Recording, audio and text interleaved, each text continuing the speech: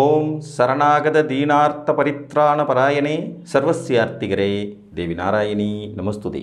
வணக்கம் நேயர்களே, இது மகாலட்சுமி ஜோதிடம் வழங்கும் காலச்சக்கரம். உங்கள் அன்பு ஜோதிடர் ஸ்ரீராம்ஜி பேசுகிறேன். அனைவரும் நலமுடன் இருக்கிறீர்களா? நன்றாகத்தான் இருப்பீர்கள், நன்றாக இருக்க வேண்டும். இன்றைய காணொளியில் நாம் காண இருப்பது அரசபோக வாழ்வு தரும் அம்ச அவதார யோகம். இதான் தலைப்பு. உபயோகங்கள் நிறைய நம்ம ஜாதக சேனல்களில் பார்த்துட்டு வரோம். அதில் ஒரு வகையான மிகச்சிறந்த யோகம்தான் இந்த அம்ச அவதார யோகம். ஒரு அத்துணை அம்சங்களுடன் ஒருவன் பிறப்பெடுக்கிறான் அப்படிங்கிறதுனால தான் அது அம்ச அவதார யோகமாக மாறுது. இந்த அம்ச அவதார யோகத்திற்கான விதிகள் என்ன அப்படின்னு கேட்டிங்கன்னா, நீங்கள் முதல்ல சரலக்கணங்களில் பிறந்திருக்கணும். அது முதல் விதி. மேசம், கடகம், துலாம் மற்றும் மகரம், இந்த 4 லக்கணங்களுக்கு தான் இந்த அம்ச அவதார யோகம் கிடைக்கப்பெறும். சரலக்கணங்களில் ஏதாவது ஒரு லக்கணத்தில் நீங்கள் பிறந்திருக்கணும். அடுத்த கண்டிஷன், சனி பகவான் உங்களுக்கு உச்சமாக இருக்கணும். நீங்கள் சரலக்கணத்தில் பிறந்திருக்கணும், சனி பகவான் உச்சமாக இருக்கணும். இதற்கடுத்தபடியாக குருவும் சுக்கிரனும் தங்களுக்குள் கேந்திரங்களிலோ அல்லது லக்கண கேந்திரங்களிலோ அமர வேண்டும். இப்போ உதாரணமாக, நீங்கள் மேச லக்கணம், இது சரலக்கணம், உங்களுக்கு சனி உச்சம். இதில் சரலக்கணத்தில் பிறப்பதற்கு ஒரு அமைப்பு இருக்கும். சனி பகவான் ஏறக்குறைய பார்த்தீங்கன்னா 2-3-2.5 ஆண்டுகளுக்கு மேலே துலாத்தில் உச்சமாகவே இருப்பார். இது ஒரு பெரிய ப்ளஸ் பாயிண்ட். குருவும் சுக்கிரனும் கேந்திரத்தில் அமரணும். ஸோ நீங்கள் மேச லக்கணத்தில் பிறகுறீங்க, சனி உங்களுக்கு உச்சமாக துலாத்தில் இருக்கார்.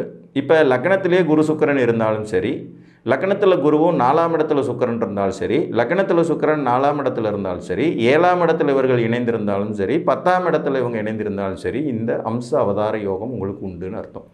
இது அப்படியே கடக லக்கணத்துக்கும் பொருந்தும், துலா லக்கணத்துக்கும் பொருந்தும், மகர லக்கணத்துக்கும் பொருந்தும். குருவும் சுக்கிரனும் தங்களுக்குள் கேந்திரமாக இருக்கணும் அல்லது லக்ன கேந்திரத்தில் இருக்கணும். இதில் இன்னொரு விதி, நுணுக்கமான விதியும் இருக்குது. இப்போ நீங்கள் கடக லக்கணம், சனி உச்சமாக இருக்கார். கடக லக்னம், சனி உச்சமாக இருக்கார். இதில் ஒன்றும் பிரச்சனை இல்லை. இப்போ உங்கள் லக்கணத்துக்கு 2ஆம் இடத்துல சுக்கிரன் இருக்கார். அவருக்கு 4, 7, 10 குரு இருந்தாலும் இந்த யோகம் வேலை செய்யும். இது 2வது நுணுக்கமான விதி. சரி, இந்த அம்சாவதார யோகம் என்ன செய்யும்? பிறப்பே ஒரு அற்புதமாக இருக்குங்க. பிறந்தது முதலாவே வளர்ச்சி வளர்ச்சி வளர்ச்சி முன்னேற்றம்ங்கிறது இருக்கும். அரசபோக வாழ்வை தரும். அரசபோக வாழ்வுனா நல்ல பெரிய குடும்பத்தில் பிறப்பெடுப்பது, நல்ல பொருளாதார வசதிகளை பெறுவது, அதிகார பதவி மிக்கவர்களாக உருமாறுவது, அதிகாரம் உடையவர்களோடு தொடர்புகளில் இருப்பது, ஒரு அரசனுக்கு நிகரான வாழ்வை பெறுவது, இதெல்லாம் இந்த யோகத்தினுடைய தனிச்சிறப்பு.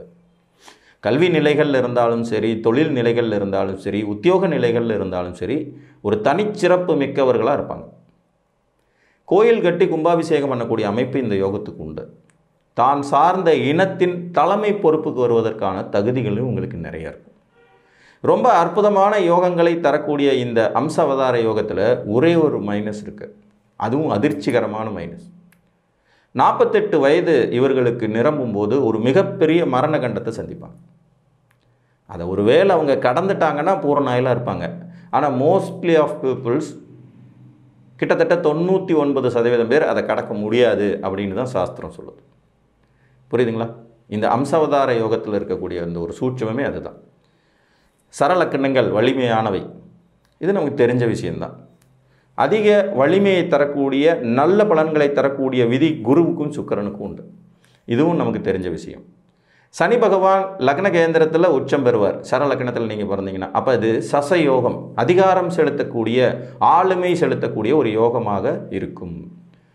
அப்போ மேச லக்னத்தில் நீங்கள் பிறந்தால் 7ஆம் இடத்துலையும், கடக லக்னத்தில் நீங்கள் பிறந்தால் 4ஆம் இடத்துலையும், துலா லக்னத்தில் நீங்கள் பிறந்தால் லக்னத்திலையும், மகர லக்னத்தில் நீங்கள் பிறந்தால் 10ஆம் இடத்துலையும் சனி உச்சம் அடைஞ்சிருப்பார்.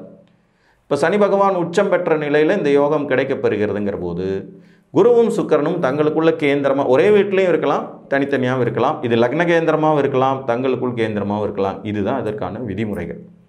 அரசபோக வாழ்வு தான், அதில் எந்த டவுட்டும் கிடையாது. அனைத்தையும் அனுபவிக்க பிறந்தவர்கள், ஆக்க பிறந்தவர்கள், உருவாக்க பிறந்தவர்கள், மற்றவர்களுக்கு வழிகாட்டியாக இருக்க பிறந்தவர்கள்ங்கிற அத்துணை சூட்சமும் அதில் இருக்கும். இன்னொரு உதாரணம் பார்க்கலாம். நீங்கள் மகர லக்னம், சனி உச்சமாக இருக்கார். பிரச்சனை இல்லை. சனி பகவான் வலுத்திருக்காரு, லக்னாதிபதியாகவும் ஒரு 10ஆம் இட ஜீவனஸ்தானத்தில் வலுவாக இருக்கார். சனிக்கு வீடு கொடுத்த சுக்கிரன் 3ஆம் இடத்துல உச்சமாக இருக்கார். சனிக்கு வீடு கொடுத்த சுக்கிரன் 3ஆம் இடம் மீனத்தில் உச்சமாக இருக்கார். இந்த சுக்கிரனுக்கு கேந்திரமாக மிதுனத்தில் குரு இருக்கார். இதுவும் அற்புதமான அம்சவதார யோகம்தான். இதில் இவர்களுக்கு லக்ன கேந்திரம் கிடைக்கல. யாருக்கு? குருவுக்கும் சுக்கிரனுக்கும் லக்ன கேந்திரம் கிடைக்கல. ஆனால் அவர்கள் தங்களுக்குள் கேந்திரமாக இருக்காங்க. இதில் சுக்கிரன் உச்ச வலுவோடு இருக்கார், குரு கிட்டத்தட்ட உச்ச வீட்டுக்கிட்ட போய்கிட்டு இருக்கார். அப்போ இது ஒரு அம்ச அவதார யோக ஜாதகம், அற்புதமான வாழ்விதனை பெற்ற ஒரு அமைப்பு உள்ள ஜாதகம். அப்போ இந்த யோகம் தரக்கூடிய வளர்ச்சி என்பது மிகவும் மனதிற்கு மகிழ்ச்சிகரமானதாக இருந்தாலும் கூட அந்த 48 வயசில் ஒரு கண்டத்தையும் கொடுக்க தான் செய்யுது. மிகப்பெரிய கண்டமாக இருக்கும், உயிரே போயிடுங்கிற மாதிரியான கண்டமாக இருக்கும். நல்ல புகழ்பெற்ற அமைப்பில் இருக்கக்கூடிய சிலர்லாம் பார்த்திங்கன்னா பொசுக்குன்னு செத்து போவாங்க. நம்ம நிறைய பேர் பார்த்துருக்கோம். நல்ல புகழோடு இருப்பாங்க. கலைத்துறையில் ஆகட்டும், விளையாட்டுத்துறையில் ஆகட்டும், அரசியல் துறையில் ஆகட்டும், நல்ல ஒரு புகழோடு இருப்பாங்க. நல்ல ஒரு புகழ், வேகமாக வளர்ச்சி அடைஞ்சிட்டே வருவாங்க. திடீர்னு ஏதாவது ஒரு விபத்தோ கண்டத்துலையோ ஒரு நோயினாலேயோ சடனாக மரணம் அடைவாங்க. இல்லை எதிரிகளால் தாக்கப்பட்டு மரணம் அடையக்கூடிய சூட்சுமங்கள் உருவாகிறதுங்கிற மாதிரியான அமைப்பு இருக்கும். இந்த அம்சாவதார யோகம் அந்த மாதிரியான ஒரு நெகட்டிவையும் கொடுக்கக்கூடியது தான். ஒரு யோகம் என்பதில் கூட இப்படி ஒரு சூட்சுமம் ஒளிந்திருக்குங்கிறத நம்ம தெரிஞ்சுக்கணுங்கிறதுக்காகத்தான் நான் இந்த வீடியோவே உங்களுக்கு சொல்கிறேன்.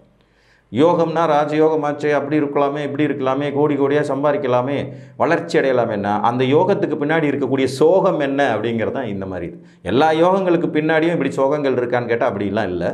பட் ஒரு சில யோகங்கள் வெகு விரைவாகவே நம்மளை உயர்த்திடும், ரொம்ப புகழடைய வைக்கும், மிகப்பெரிய வளர்ச்சியை கொடுக்கும். கண் இமைக்கும் நேரத்துக்குள்ளே மற்றவங்களெல்லாம் முந்திக்கிட்டு வாழ்க்கையின் சிகரத்தை நோக்கி நகர வைக்கும். அப்படி நகர வைத்து கொண்டு இருக்கும்போது இந்த மாதிரியான ஒரு சடன் மாற்றத்தை கொடுக்கும். நம்ம புகழ்பெற்ற மனிதர்கள் நிறைய பேர், உலக புகழ் பெற்றவர்கள், அசைக்க முடியாத சக்தியாக இன்றைக்கும் மக்கள் மனதில் வாழ்ந்துட்டு இருக்கக்கூடிய நிறைய பேருக்கு இந்த யோகம் இருக்கும்.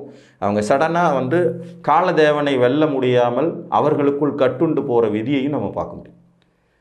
அப்போ இந்த லக்னத்தின் விதிகள் இன்னொரு முறை சொல்லிடுறேன். சரலக்னத்தில் தான் நீங்கள் பிறந்திருக்கணும். சனி பகவான் உச்சமாக இருக்கணும்.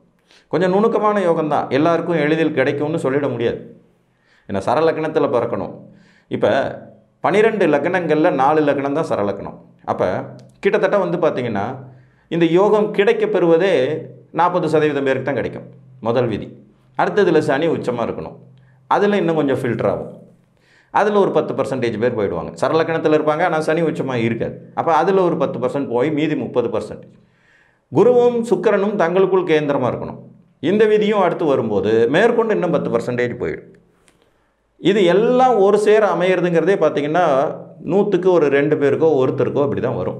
1000ல் ஒருவருக்கு, லட்சத்தில் 2 பேருக்கு இப்படி தான் வரும். யோகங்கள்ங்கிறதே அப்படி தான் நுணுக்கமாக வடிவமைக்கப்பட்ட ஃபில்டர் பண்ணப்பட்ட அமைப்பில் தான் யோகங்கிறது கிடைக்கும். எல்லாரும் ராஜா ஆக முடியாது இல்லைங்களா? அப்போ யோகங்கள்ங்கிறதே தேர்ந்தெடுக்கப்பட்ட மனிதர்களுக்கு கிடைக்கும். அதில் இது ஒரு மாதிரியான அபூர்வமான யோகம். வளர்ச்சியும் இருக்கும், முன்னேற்றமும் இருக்கும், நல்ல புகழின் உச்சத்தில் இருக்கும்போது பொசுக்குன்னு மறைந்து விடும் விதியையும் கொடுக்கும். அதுதான் இந்த யோகத்தினுடைய அற்புதமான அமைப்பு. அம்ச அவதாரம், ஒரு அம்சமான அவதாரத்தோடு பிறக்கிறவங்க. இந்த அம்ச அவதார யோகம் உங்கள் ஜாதகத்தில் இருக்கிறதா என்பதை பார்த்து அறிந்து கொள்ளுங்கள் என்று கூறி மீண்டும் ஒரு காணொலியில் உங்களை சந்திக்கும் வரை உங்களிடமிருந்து அன்புடன் விடைபெற்றுக் கொள்வது உங்கள் அன்பு ஜோதிடர் ஸ்ரீராம்ஜி. நன்றி, வணக்கம்.